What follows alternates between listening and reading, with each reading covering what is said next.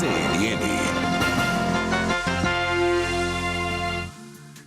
O Comitê de Política Monetária do Banco Central decidiu manter a taxa Selic em 13,75% ao ano, patamar que está em vigor desde o início de agosto de 2022. O Copom costuma se reunir a cada 45 dias para definir a taxa básica de juros da economia. E a taxa de hoje vem em meio às muitas críticas de Lula e de ministros à permanência de Roberto Campos Neto na presidência do Banco Central. A gente lembra que ontem ele afirmou que vai continuar batendo nisso. Hoje, Rui Costa, ministro da Casa Civil, insinuou que o BC não tem independência em relação ao mercado financeiro.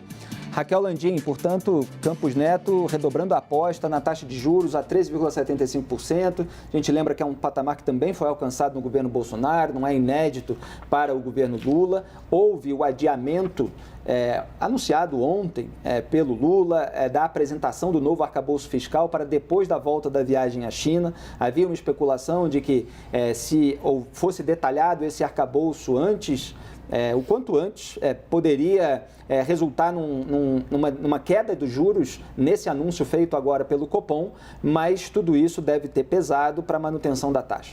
Felipe, a manutenção era amplamente esperada. O que a gente estava aguardando com muita atenção era o comunicado, para ver quais eram os sinais que o Banco Central ia dar. Até por isso que eu estava falando comigo e eu estava lendo o texto. O Banco Central, o comitê, ele começa enfatizando a mudança no ambiente externo, que o ambiente externo se deteriorou, os episódios envolvendo os bancos nos Estados Unidos, que levaram incerteza. Isso poderia levar a uma expectativa de queda de juros no Brasil, mas não é isso que ele está sinalizando, não. No final do comunicado, ele diz o seguinte: olha, o comitê segue vigilante, avaliando se a estratégia de manutenção da taxa de juros por um período prolongado será capaz de assegurar a convergência da inflação para a meta, que está muito acima. Ele reforçou que vai perseverar até que se consolide não apenas a volta da inflação, como também a ancoragem das expectativas. Por conta de toda essa confusão que o governo está causando, as expectativas de inflação, a despeito da economia brasileira estar mais fraca, estão subindo a cada semana.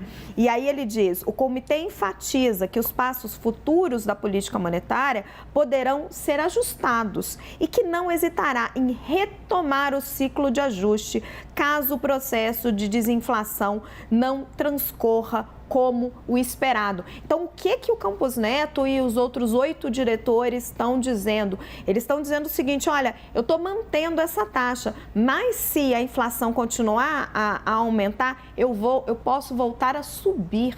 Ele não está sinalizando com nenhuma queda, mas ele está indicando que ele pode voltar a subir os juros se for necessário. E tem um momento em que ele sinaliza claramente aqui a incerteza sobre os arcabouços fiscais. Ele diz... o ponto que eu ia perguntar se ele mencionou alguma coisa. Entre os riscos de alta para o cenário inflacionário, as expectativas de inflação destacam-se a persistência das pressões inflacionárias globais e a incerteza sobre o arcabouço fiscal e seus impactos sobre as expectativas para a trajetória da dívida pública. Então, assim, a gente vai precisar olhar isso aqui com mais cuidado, certamente vai ter um debate grande no mercado, mas a minha primeira avaliação, olhando aqui, ele não está dando nenhum sinal que seria possível, diante de toda essa mudança no cenário externo, se tivesse vindo já um arcabouço fiscal, de que pode começar a reduzir a taxa de juros aí em breve. O que ele está dizendo é: vou manter e se a inflação não arrefecer, eu posso voltar a subir. Foi a minha leitura, não sei qual é a do Hélio. Joel, porque o Joel não falou desse assunto ontem, a gente pode sintetizar do aspecto político de toda essa parte econômica que Roberto Campos Neto não cedeu à pressão do PT. Esse é o ponto, me parece, principal ao manter essa taxa de juros em 13,75%. O que você avalia? Perfeito, Felipe. Não cedeu nem na taxa, que continuou no 13,75%, e com razão, bem justificada. A inflação não cedeu, a gente ainda está acima da meta de inflação. O que vai fazer? Baixar juros agora e pedir para a inflação subir ainda mais. Não tinha como isso acontecer. E não cedeu também, politicamente, nem mesmo no texto. Porque, como a Raquel ressaltou, ele até deixa em aberto: olha, essa inflação, se a gente não conseguir ancorar essas expectativas de inflação, a gente pode no futuro até subir ainda mais, fazer ainda mais ajustes na taxa de juros na Selic. Então, Roberto Campos Neto tem uma postura que eu considero que demonstra a continuada independência dele com relação às pressões políticas do governo. Ele chega também a dar um breve comentário positivo às ações do governo aqui, quando ele diz, por um lado, a recente reoneração dos combustíveis reduziu a incerteza dos resultados fiscais de curto prazo. Ou seja, está dizendo que, pelo menos do ponto de vista do Banco Central, a reoneração dos combustíveis, que a gente discutiu tanto aqui, fez todo sentido. Ela reduz a incerteza fiscal, ela reduz um pouco o tamanho da bomba fiscal que o governo tem que arcar ano a ano, ela reduz o déficit do governo. Agora, fora disso, o que o governo entregou? Havia uma expectativa de um arcabouço fiscal. Até agora, não apareceu. Até onde a gente sabe, não apareceu por briga interna do próprio governo, né? E do próprio PT.